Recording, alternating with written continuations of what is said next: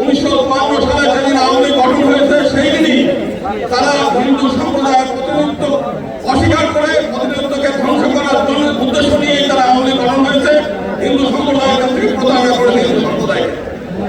একই সঙ্গে আমরা আরেকটা বৃহৎ দল দেখেছি যারা দীর্ঘদিন এই দেশে শাসন করেছে, তারা হিন্দু সম্প্রদায়কে প্রতারণা করেছে, নেগলেক্ট করেছে, ক্ষতিগ্রস্ত করেছে। 2001 সালে আমরা দেখেছি বিএনপি ক্ষমতা আসার পরে ভোলা কর্পোরেশন শুধু একটা উপজেলায় 200 জন হিন্দু নারীকে ধর্ষণ করেছে, তারা সেটা বিচার করে নাই।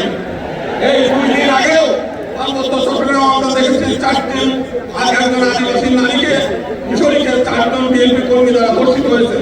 আজকে সারা বাংলাদেশে চাঁদাবাজি, সন্ত্রাস, টেন্ডারবাজি এইগুলো একের পর এক চলছে।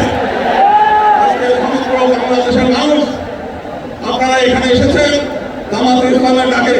জামাতে ইসলাম শুধুমাত্র একটা রাজনৈতিক দল নয়, এটা একটা ইউনিভার্সাল ইউনিভার্সিটি।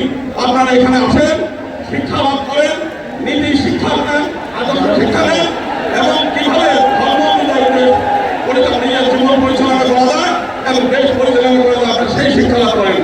আজকে রাত করে এখানে জেগে আছেন, আপনাদের এই আশাটা ব্যর্থ হবে না। যদি রাজনৈতিক ক্ষমতা আপনাদের নাও থাকে, আপনাদের জীবন ধন্য হয়ে গেল শুধুমাত্র এই জামাতে ইসলামে অংশগ্রহণ করার কারণে।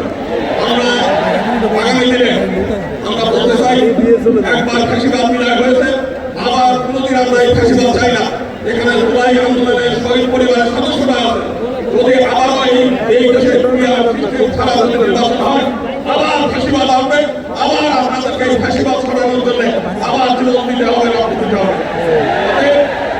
এক দফা পৃথক নির্বাচন দিতে হবে আমাদের মাইনরিটিদের জন্য এবং একই সঙ্গে পিআর সিস্টেম ছাড়া কোনো নির্বাচন হতে দেওয়া যাবে না।